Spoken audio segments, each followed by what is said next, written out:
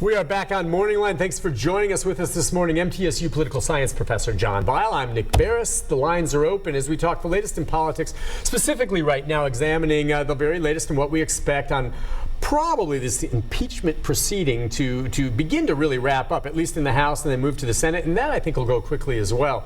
737-7587 is the number if you want to sound off. And Cindy waited through the break. I know she is a strong Trump supporter, and we'll see what she thinks. Good morning, Cindy. Good morning. Hi, Cindy. How you doing, sir, over there? Doing great. But anyway, my point of it is I'm not changing. I'm sticking with the president. Just the other day, I had permission from the city to blah, blah, blah, blah, blah, blah, to put a front, codes, water department, etc., gas, electric, to put a fence, a split rail in my front house. Okay. And then all of a sudden somebody that's mad because I had a Trump sign out there, they call and say, whatever, and they wouldn't give me the name of who did it. And he goes, oh, I'm sorry, we own a 35-foot encroachment. I said, well, dang, that's my front yard.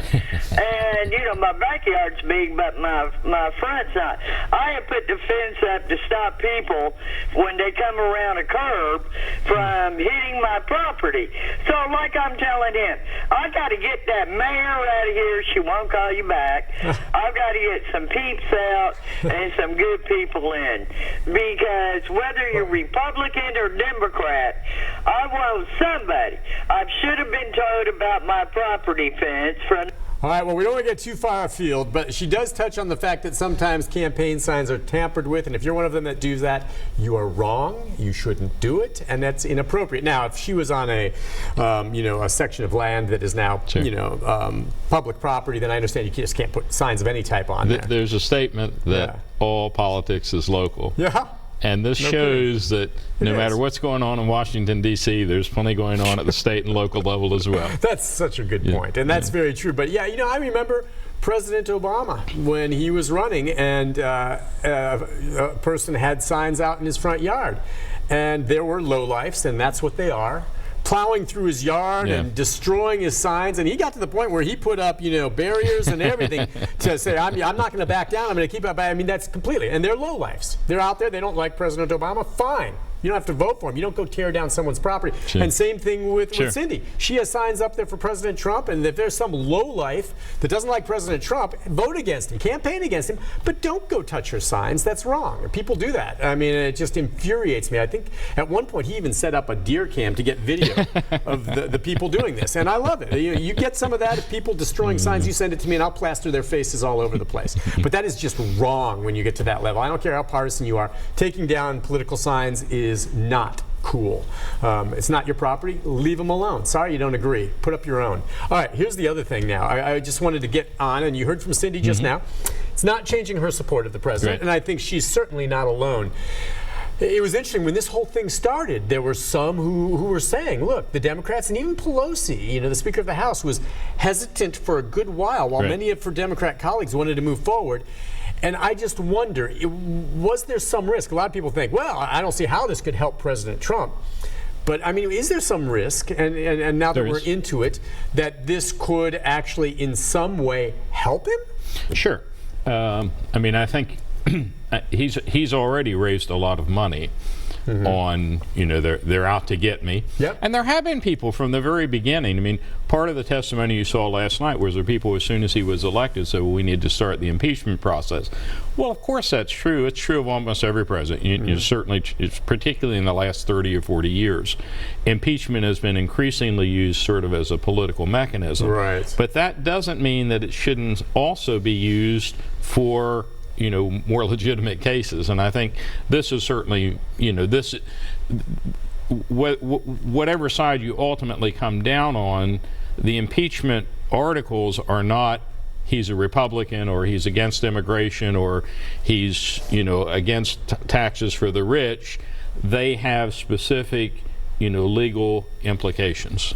Absolutely, and you are right. I recall whether it was right after he was elected or other presidents were elected, sometimes right after that happens, there's talk of that. And that is blatantly political, and that's wrong. And you got to wait and see. Now, there were those that said President Trump's been elected, how long before he commits an impeachable offense? And it was the same thing with other past presidents. Actually, I found an article that I wrote in October of the election year in which I said, and this was right after the Access Hollywood tapes, in which I said the Republican Party needs its own impeachment mechanism so they don't have to put forward such a flawed candidate. And of course, I didn't mean impeachment in the formal sense here. Right. But, you know, there were some of us who sort of saw, you know, the kind of behavior he'd already engaged in as likely to lead. You know, he's sort of a risk taker. He drives on the far side of the road by the cliff. And because of it, I think that's why some love him. And that's right. And others hate him. No. But I mean, he'll just go that way and throw it out there. Yes. Jeez. All right, let's take a call from Marcus. Marcus, good morning. Hi, Marcus. Good morning to you guys, and hope you're staying warm. Yeah. Yes. I usually don't call, but I just have to tell you, this guy is the lowest of low. There's been stuff stuck under my good shoes that I couldn't get off that deserve more respect than him. He, from the very beginning, and people can say, well, it wasn't racist, the reason I voted for him, but I can't see anybody after that Access Hollywood tape that has a mother or a daughter or a sister or a niece that can condone what he said as such of a sexual predator type, and you vote for him anyway. I just think, or you voted for him because you wanted to see your financial portfolio double overnight because you knew he was going to cut taxes for the corporate and the wealthy, but yet some of these people who voted for him at these rallies don't have a pot to, as you know, the rest, to urinate in, if you will. As my mom used to say, he is disgusting. He is the worst of the worst. He could care less right now about you or anybody else. He's self-serving. He's a narcissist, and I can't wait. And people say this is going to charge up their base. You don't know about the Democratic base. I'm an Uber driver, and the 99% of the people who I ride around, whether they live here in America or they're coming here to visit Nashville for the first time, they all know about him, and they cannot stand him. And I'll let you go, and have a good day. All right, thank you on that. Well, and then, again, there's your contrast. We had Cindy on one side, and then you have Marcus on the other, and completely divergent ways. But what's interesting is neither of them really have addressed, I mean, whether you think, well, first of all, you know, and I'm sure Marcus does, you still have respect for the office, even if you don't particularly respect the man. But the particular things that he's mentioning, none of them are really involved in the impeachment. I mean, other than it predisposes you for or against maybe the man, but whether he has abused power, whether he's obstructed Congress, are not directly related to, his sexual proclivities or actions toward women or the kind of language that he uses. Let me make a little segue. We had mentioned, because this is a very important day in Britain. They're choosing between the Labour and the Conservative candidate, and almost surely the outcome will determine whether or not they continue through with Brexit or they don't.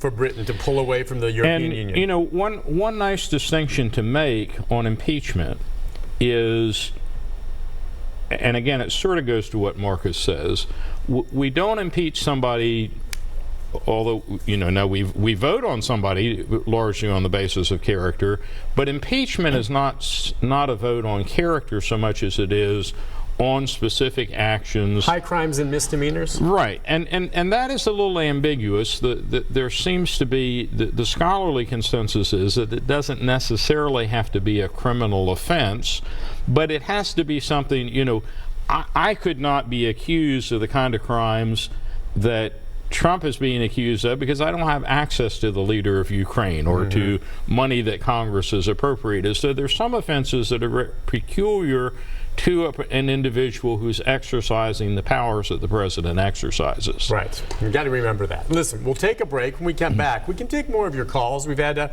two very different opinions, which I think is a very clear representation of what we're looking at in this country, which is largely split. The number is 737-7587, latest in politics and impeachment, as well as discussing when we come back. I want to touch bases, get your thoughts, Professor, on the various voting blocks out there, the various groups and the roles they may or may not play in the upcoming election and how this may all play out. We'll take a break and be back with more right after this.